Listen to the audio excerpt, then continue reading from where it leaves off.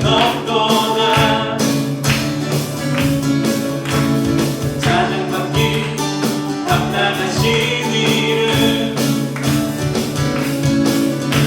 변치 않으시는 구원의 반석, 신실하시고 진실하신 주님 같은 반석은 없도다. 만세 반석, 만세 반석, 예수 내 반석, 만세 반석, 예수 내 반석, 만세 반석, 예수 내 반석, 주님 같은 반석은 없도다. 주님 같은 반석은 없도다. 주님 같은 반석은 없도다. 견고한 흔들림 없는 반석, 단단하신 이름, 변치 않으시는 구원의 반석, 신실하시고 진실하신 주님 같은 반석은 없도다. 다시 우리 갑시다. 주님 같은 반석은 없습니다. 주님 같은 반석은 없도다. 찬양받기 합당하신 주님, 찬양받기 합당하신 이름, 변치 않으시는 구원의 반석, 신실하시고 진실하신 주님 같은 반석은 없도다. 우리 함께 선포합시다. 만세 반석, 만세 반석, 예수 내 반석, 만세 반석, 예수 내 반석, 만세 반석, 예수 내 반석,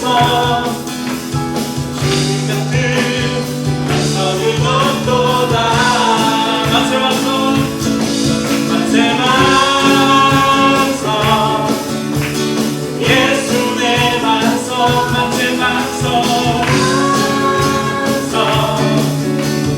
예수 내 반석, 만세 반석, 예수 내 반석,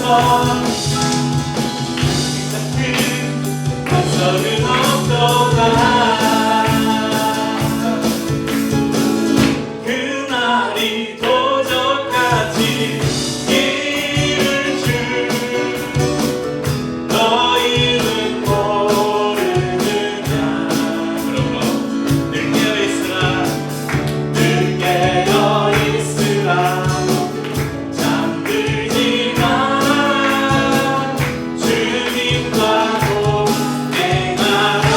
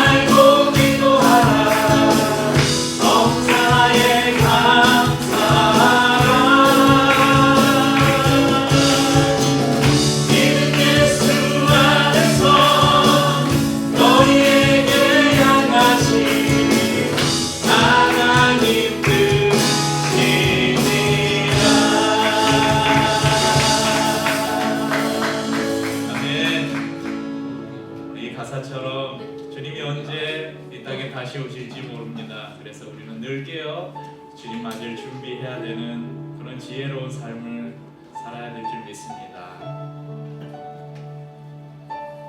뒤에 좀 닫아주시고.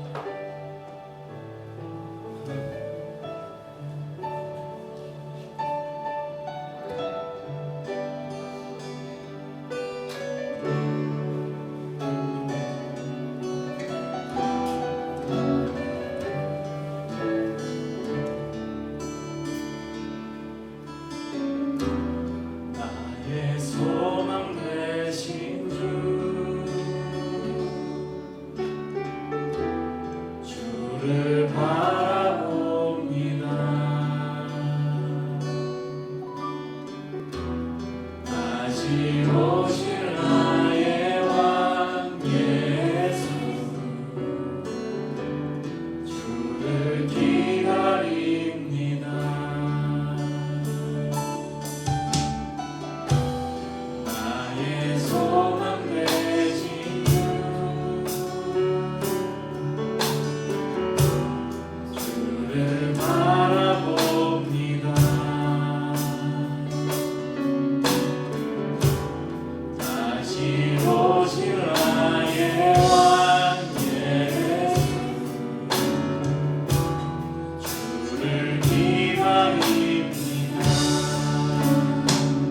마음이 나가지만 어제나 오늘도 영원히 주만 찬양해. 외롭고 슬플 때 낭만하여 넘어져도 언제나 주만 찬양하겠네. 나의 소망 되신 주, 나의 소망 되신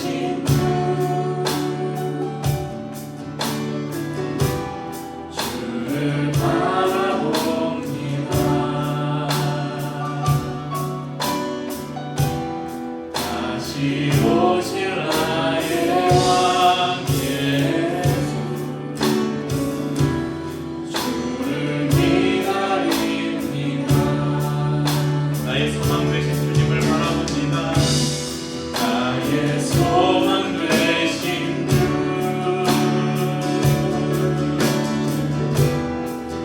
주를 바라봅니다.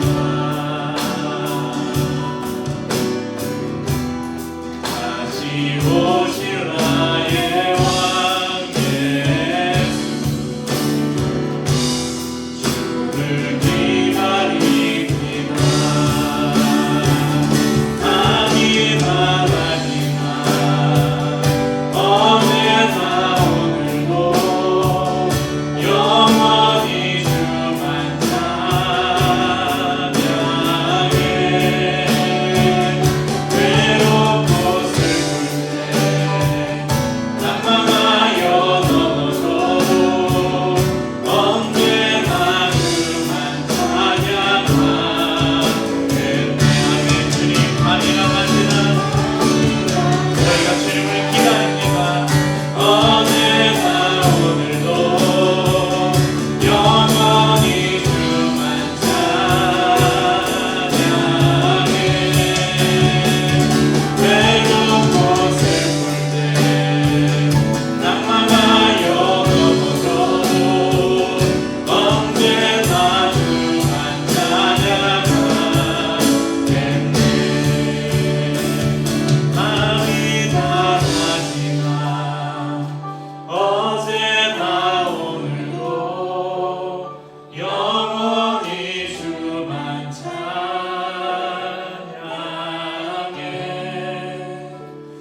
외롭고 슬플 때 낭만하여 넘어져도 언제나 주만 찬양하겠네.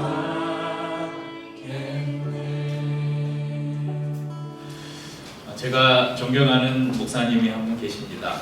제가 첫 사역을 했던, 전도사로 처음 사역을 했던 교회의 목사님이었고, 제 아내를 그곳에서 만나서 결혼을 했고, 또 민서가 태어났던 광주에 있는 한 교회입니다. 아주 오래전 기억이긴 한데 그 목사님의 개인적인 고백으로 인해서 논쟁이 벌어진 적이 있었습니다. 그 내용이 뭐였냐면 이 목사님이 나는 하나님이 내 삶을 지켜주실 것이기 때문에 나는 보험을 넣을 필요도 없고 나는 적금 같은 걸 넣지 않는다. 하나님이 내 삶을 책임져 주실 것이다. 그런 간증을 하셨습니다. 지금은 벌써 은퇴하셨고 지금은 연로하시니까 지금은 어떤 생각을 가지고 계시는지 알 수 없지만 당시에는 이 목사님의 고백이 어떤 부분에서는 참 은혜가 된다. 믿음이 참 대단하다. 도전이 되면서도 한편으로는 또 논쟁거리가 되기도 했습니다. 저는 개인의 믿음에 따라서 충분히 그런 생각을 가질 수 있다고 생각합니다. 하지만 중요한 것은 내가 그런 믿음을 가지고 있다고 해서 그것을 일반화시켜서 다른 사람도 너도 그런 믿음을 가져야 된다. 너도 그렇게 해야 된다. 그렇게 강요해서는 안 되고 너 보험 들고 있어? 적금 넣고 있어?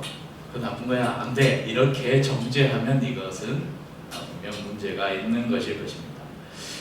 저는 매달 겨우겨우 생계를 유지할 정도의 그런 형편이라서 큰 적금을 들 수도 없고 제가 믿음이 연약해지지는 몰라도 혹시 몰라서 보험도 하나 들어왔습니다.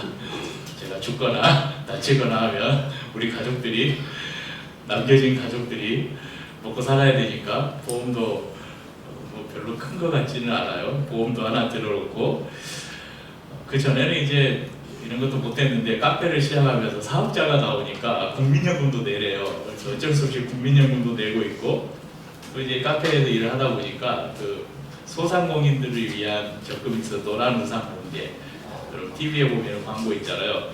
그게 이제 세금 그 소득에 대한 공제가 되니까 그래서 이것도 조금 넣고 있고 네. 제가 믿음이 이렇게 연약해요. 혹시 오늘 여기 계신 우리 학생들 말고 우리 장년 성도님들 가운데 나는 하나님이 내 삶을 지켜주실 거야. 나는 사고로부터도 지켜주시고 질병으로부터도 나를 보호해 주실 거야. 그러니까 나는 보험이 필요 없어. 아니면 하나님께서 내가 필요할 때마다 모든 필요를 다 채워주시는 분이니까 내 노후도 다 책임져 주실 거야. 그런 믿음으로 오늘 보험이나 적금을 하나도 안 들고 계신 분 한번 손들어 보세요. 자, 그분의 믿음을 아주 칭찬해 드리겠습니다. 없으시죠? 그렇다고 여러분 믿음이 없는 게 아니니까 걱정 안 하셔도 됩니다. 여러분 우리가 보험을 넣거나 적금을 드는 이유가 뭐예요? 언제 닥칠지 모르는 사고나 질병, 위험들로부터 미리 대비하기 위해서 우리가 적금이나 보험을 듭니다. 제가 1년에 이번에 얼마 전에 제가 보험료를 냈는데 1년에 그 자동차 보험하고 운전자 보험하고 같이 해서 60만 원 가까이 되는 돈을 내요. 운전자 보험을 내는데 이게 1년 동안 아무 사고가 안 나면 날아가는 돈이에요. 그러니까 너무 아까워 죽겠어요. 매년 이거 보험을 갱신할 때마다 야 이거 한 5, 60만 원 돈을 그냥 날리려니까 너무 아까워 죽겠어요. 그런데도 여러분 이 보험을 꼭 들어야 돼요. 특히나 요즘에는 외제차가 많아져가지고 자차 보험을 크게 들어야 돼요. 저는 지금 자차가 대물 대상이 5억인가 그 전에는 뭐 1억, 2억 이랬거든요. 근데 요즘에는 뭐 10억 드는 사람이 대부분이래요. 보험료 차이가 별로 안 나니까. 왜냐하면 외제차 범퍼 하나만 긁어도 요즘에 막 여러분 고가에 막 수억씩 하는 외제차들이 많이 돌아다니니까 대물을 다 늘려간대요. 그러니까 혹시 가다가 외제차라도 살짝 스쳐버리면 이거 큰일 나는 거예요. 집을 팔아야 될지도 몰라요. 저희 집보다 차 한 대가 더 비싸니까 그래서 이런 보험료가 아깝지만 들어야 돼요. 언제 어디서 우리가 사고를 만나고 질병을 만나고 할지 모르기 때문에 이런 보험 또는 적금을 미리 들어둡니다.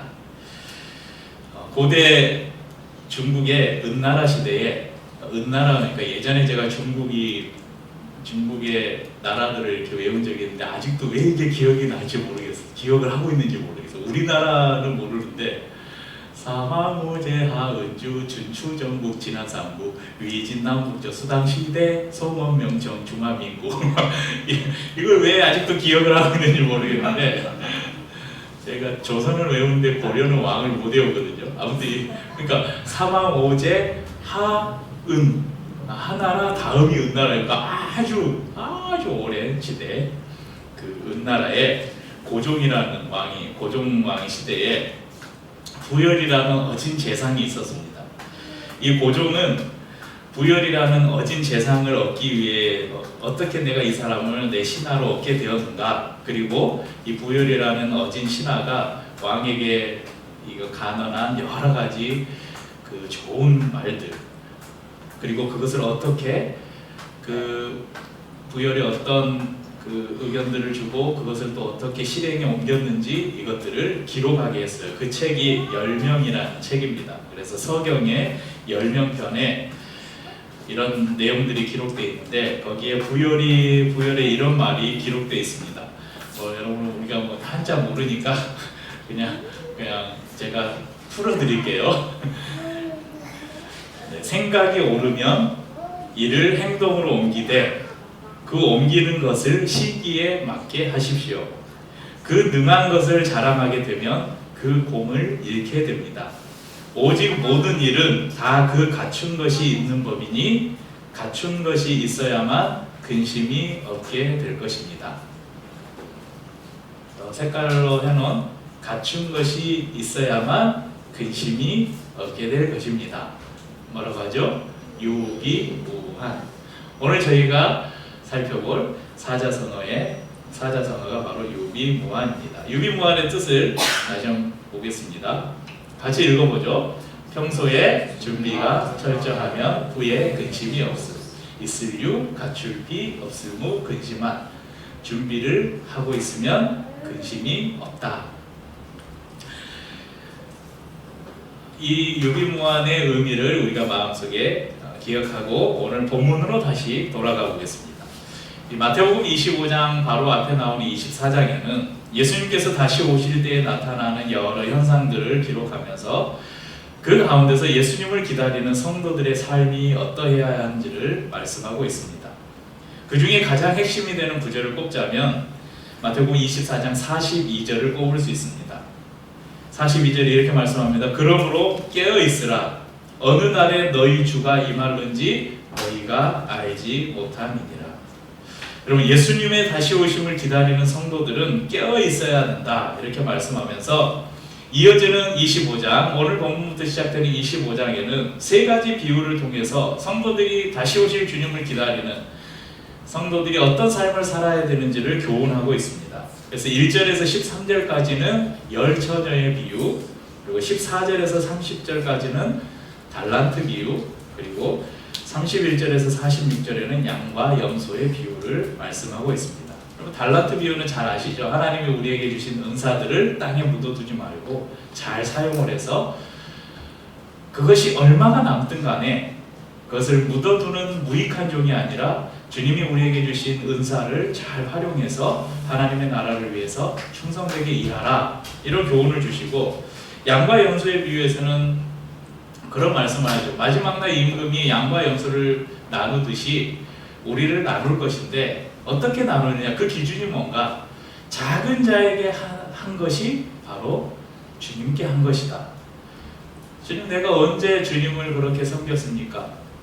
너가 작은 소자 하나에게 물을 주고 헐벗은 것을 자에게 너가 이 옷을 더 입혀주고 배고픈 사람에게 너희가 먹을 것을 주고 이것이 다 나에게 한 것이다, 이런 교훈을 주십니다. 이제 오늘 저희는 1절에서 13절까지 나오는 열 처녀의 비유를 통해서 오늘 유비무한의 말씀, 이 사자성어와 연결해서 주님의 다시 오심을 기다리는 성도의 삶이 어떠해야 함을 같이 나누려고 합니다. 오늘 이 비유를 이해하려면 이스라엘의 결혼 풍습을 좀 우리가 먼저 알아야 되는데요. 이스라엘은 결혼을 할 때 누군가 이제 신랑 신부가 결혼 날짜를 잡자라고 그러면 신랑이 신부의 집으로 신부를 데리러 갑니다. 이때 신부의 친구들이, 우리로 말하면 들러리라고 하죠. 들러리들이 신랑을 기다렸다가 그 신랑을 맞이해서 신부의 집으로 안내를 해요. 그리고 신랑이 신부의 집에 들어가서 거기서 이제 잔치가 열립니다. 신부의 집에서 잔치를 한 이후에 이제 다시 신랑의 집으로 이동을 하게 되죠. 오늘 비유에 열처녀라고 나오는데 이 사람들은 결혼을 하지 않은 이 신부의 친구들, 그래서 처녀라고 표현을 하고 있습니다. 이 본문의 표현을 빌리자면 이 10명의 처녀들 중 5은 미련하고 5은 슬기 있는 여인이었다, 이렇게 기록하고 있습니다. 어리석은 처녀들은 등은 가지고 있었는데 뭘 가지고 있지 않았어요? 기름을 가지고 있지 않았습니다. 반면 지혜로운 처녀들은 등과 함께 불을 밝힐 수 있는 기름을 가지고 있었습니다. 신부의 집으로 신랑을 안내하기 위해서 신부 들러리들이 이제 신랑의 집 앞에서 기다리고 있었습니다. 그런데 신랑이 이때쯤 올 때가 됐는데 안 와요. 차가 막히나? 퇴근 시간이 겹쳤나? 아무리 기다려도 안 와요. 그래서 기다리던 열처녀가 그만 졸다가 잠이 들고 말았습니다. 오늘 예수님께서 이 비유를 말씀하면서 이 처녀들이 잠들었다, 성경에 보면 잠들지 말고 깨어있으라 이런 비유가 많이 나오잖아요. 그런데 예수님께서는 지금 처녀들이 잠든 것을 책망한 것은 아닙니다. 왜냐하면 10명이 다 자고 있었거든요. 그때 누군가가 외칩니다. 야! 신랑이 곧 온다! 자고 있던 처녀들이 깜짝 놀라서 깹니다. 신랑을 맞이하려면 불을 켜야죠. 옛날에 우리 그 청사초롱 같은 거 있잖아요. 그렇게 생각하시면 될 것 같아요. 불을 켜려고 하는데 자는 동안 이미 켜놓은 등불은 다 꺼져버렸어요. 기름이 다 타버렸어요. 그런데 따로 기름을 준비한 5처녀는 얼른 기름을 채워서 불을 켰습니다. 그런데 기름을 준비하지 않은 미련한 5처녀는 기름이 없는 거예요. 그러니까 기름에 있는 처녀들에게 야, 너희 기름 좀 나눠주라. 그러니까 아니야, 우리 같이 쓰다가는 우리 다 불이 꺼질, 신랑이 오기 전에 다 불이 꺼질지 몰라. 얼른 가서 마을에 가서 빨리 기름 사와. 그래서 5처녀가 기름을 사러 간 사이에 신랑이 도착하고 말았습니다.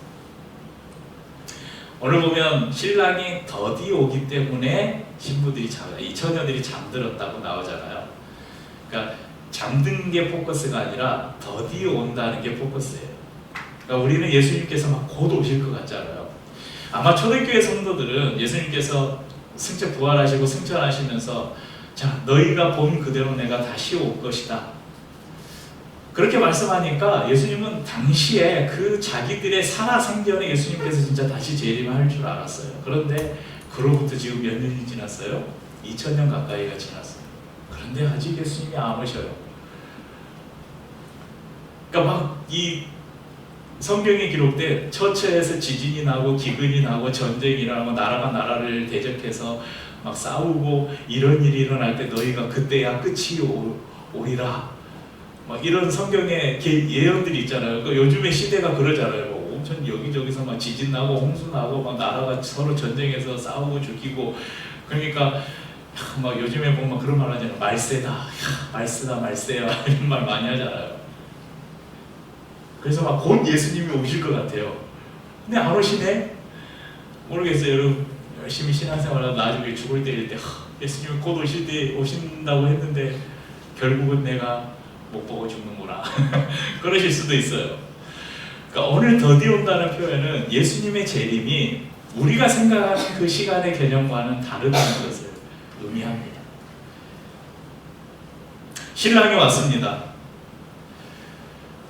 등불을 밝히고 있었던 5 슬기로운 처녀는 신랑과 함께 신부의 집으로 들어가 잔치에 참여할 수 있었습니다. 마을에 가서 기름을 사가지고 온 이 5 처녀는 오니까 문이 닫혀버렸어요. 주여 주여 문을 열어주십시오. 야, 이미 끝났다. 더 이상 들어갈 수가 없었습니다. 위에서도 말씀드린 것처럼 마태복음 25장의 3가지 비유는 다시 오실 주님을 기다리는 성도들이 어떤 삶을, 어떤 자세를 가져야 대한 비유의 말씀이라고 말씀드렸습니다. 그럼 주님은 분명 다시 오실 것입니다. 하지만 그때가 언제일지는 아무도 알 수 없습니다. 그때가 너무 늦어져서 진짜 오시기나 하는 건가? 그런 생각이 수없이 들 것입니다. 하지만 성도들은 언제 어느 때 주님께서 다시 오신다 해도 우리가 기쁨으로 나가서 주님을 맞이할 수 있는 준비를 하면서 살아야 합니다.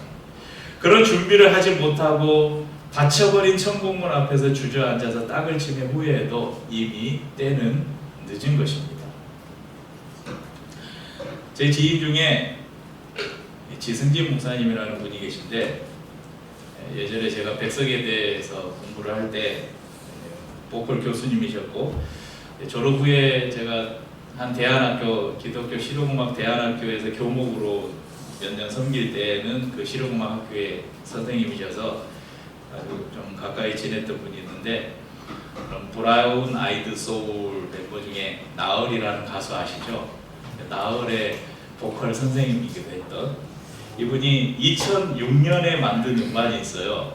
전도가라는 음반인데, 저기 교습소에 가면 제 CD장인데 거기에 이 앨범인데 그걸 꺼내놓는다는 게 깜빡해버렸네요. 그 전도가라는, 제가 굉장히 이 노래들이 다 너무 좋아요. 여러분 2006년이면 지금부터 몇 년 전이에요. 근데 아주 독특하고 정말 그 당시에는 파격적인 음악 스타일로 정말 노래도 잘 만들고 노래도 잘 부르고 하는 분인데, 그 음반에 헤이맨이라는 노래가 있어요. 헤이맨.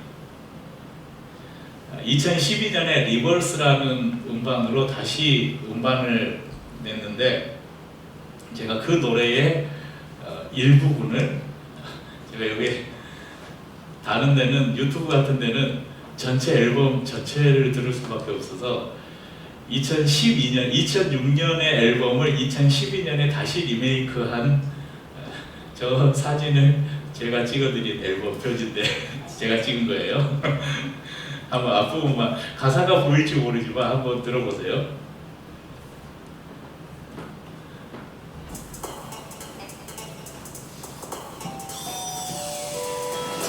이게 원곡하고 거의 차이가 없거든요. 근데 2006년에 이런 음악으로 CCM 음악을 만들었으니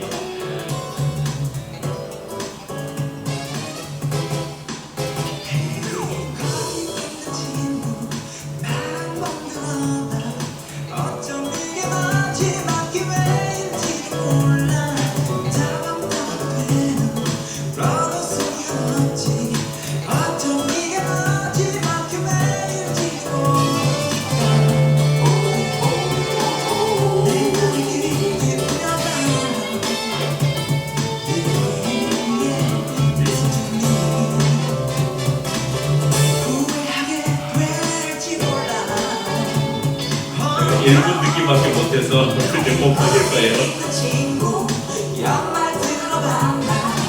네, 그렇습니다. 이 이유가 중요한데, 그러니까 이 곡이 내용이 뭐냐면, 천국이나 지옥을 부정하는 사람, 복음을 전해도 거부하는 사람들에게 하는 말이, 헤이맨, 내 말 한번 들어봐. 죽음 이후에 천국이나 지옥에 간다면, 그 다음에 가사가, 거기 있는 친구 이런 말 들어봤나? 죽은 후에 천국이나 지옥에 간다고, 믿지 않는다고, 노래를 부르는데 믿지 않는다고 쉽게 넘어가지만 만약 그게 사실이면 너무 위험한 도박이니까 리스트미 천국에 갈 자신 있나, 이런 노래예요. 여러분 이 가사가 저는 항상 기억에 남아있어요. 그래서 전도 집회라 하거나 이럴 때 예전에 수미자매는 기억하려나? 우리 서부제일교회에서도 이 곡을 한번 불렀었어요. 다른 그 백석예대 동기들이 와서 콘서트를 한번 할 때 이 곡을 불렀었는데, 그러면 죽음 이후에 죽으면 천국이나 지옥에 간다는 이야기 들어보셨습니까? 그런데 야, 나는 그거 믿겨지지 않아. 그런데 그렇게 쉽게 넘어갈 일이 아니라는 거예요. 만약에 천국이나 지옥이 있다면 그냥 넘어가기에는 이건 너무 큰 도박이라는 거예요. 천국에 갈 자신 있나? 내가 거부한다면 후회하게 될지 몰라. 그런데 후회하면 이미 늦어. 신앙이 없는 사람들은 죽음 이후에는 아무것도 없다고 말합니다. 그냥 죽으면 끝이라고 말합니다. 불교 같은 윤회 사상을 주장하는 데서는 우리가 죽으면 다른 것으로 다시 태어난대요. 그러니까 왜 불교에서 왜 생명, 아무리 미물인 생명도 함부로 죽이지 말라고 하는지 아세요? 우리 엄마 아빠가 죽었다가 파리로 다시 환생을 할 수 있고, 모기로 환생을 할 수도 있고, 기어가는 개미로 환생을 할 수 있고, 그러니까 내가 죽인 그 파리가 우리 아빠일 수도 있다는 거야. 그러니까 생명을 함부로 죽여서는 안 된다고 말하는 거예요. 그런데 성경이 우리에게 가르쳐주는 진리는, 사람은 한번 태어나면 반드시 죽고 역사는 시작이 있으면 반드시 끝이 있다고 말합니다. 이것을 윤회 사상은 돌고 도는 거잖아요. 기독교 역사관은 직선적인 역사관입니다. 그래서 알파와 오메가라고 말합니다. 시작이 있으면 끝이 있다. 그런데 죽음이 끝이 아니라는 거예요. 이 세상은 끝날 수 있지만 그때 비로소 새로운 세상, 그것을 이제 신천신지라고 말하는데, 그걸 줄여서 신천지라고 말해요. 이 신천지가 아주 좋은 말이에요.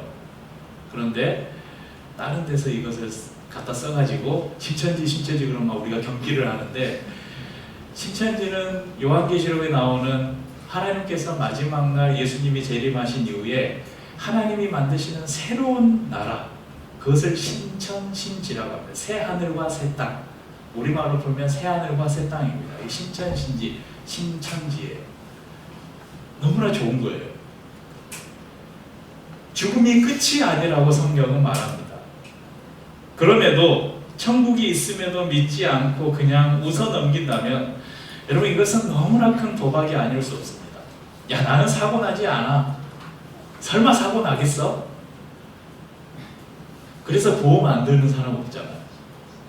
혹시라도 일어날지 모르는 사고, 혹시라도 내가 걸릴지 모르는 암, 이것 때문에 우리가 보험을 들잖아요. 그런 걸 하면서 혹시 있을 모를, 내가 죽어서 혹시 있을 모를 천국을 위해서는 우리가 그냥 콧방귀 끼고 넘어가는 사람이 얼마나 많은지 모릅니다.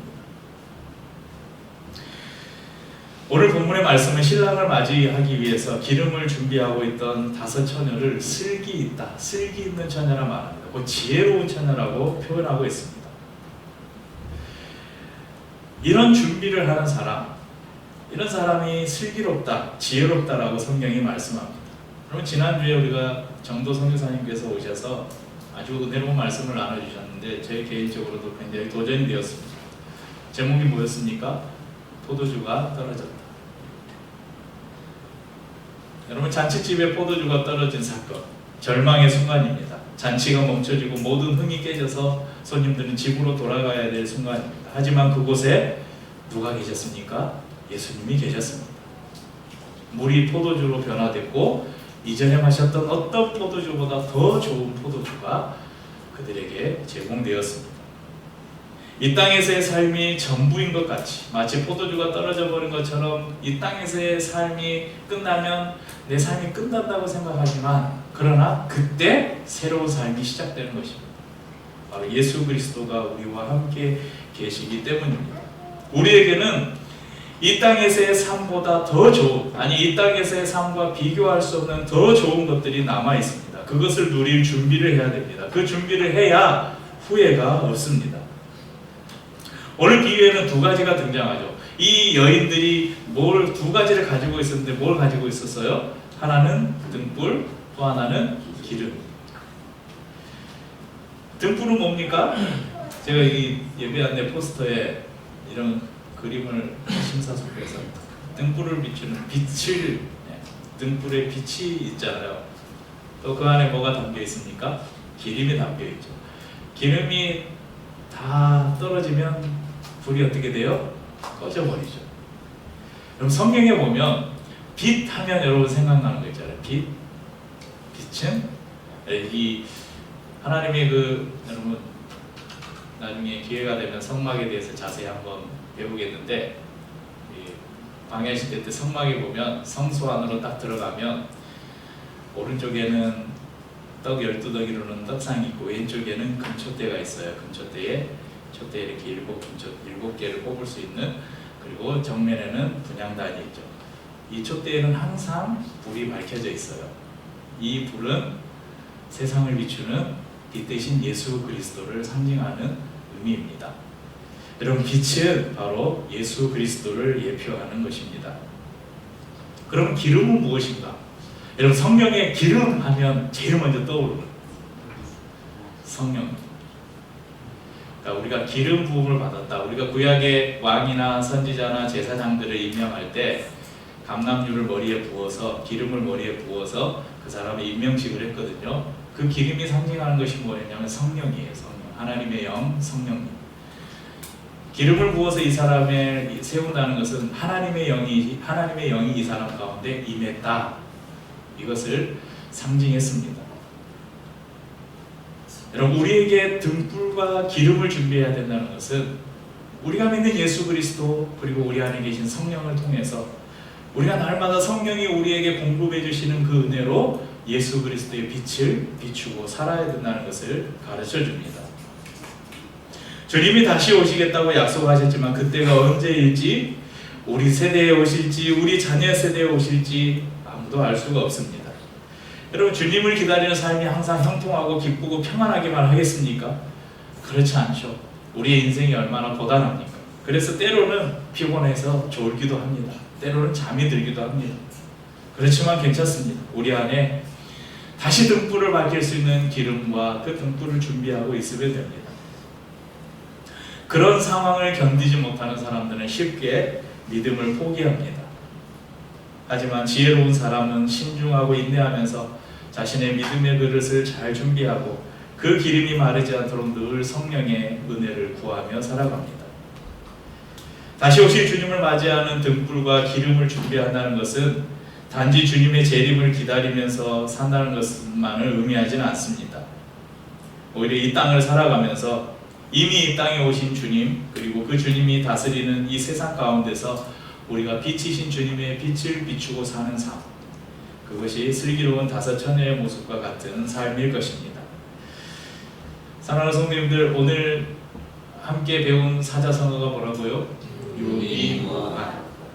그런 거 생각해서 보험, 적금 이렇게 생각하면서, 그래, 내가 나중에 올 환란을 대비해서 내가 보험 적금 들었지. 그러면 내가 이 땅에서의 삶 이후에 나에게 올 그 삶을 위해서는 나는 무엇을 준비해야 될까?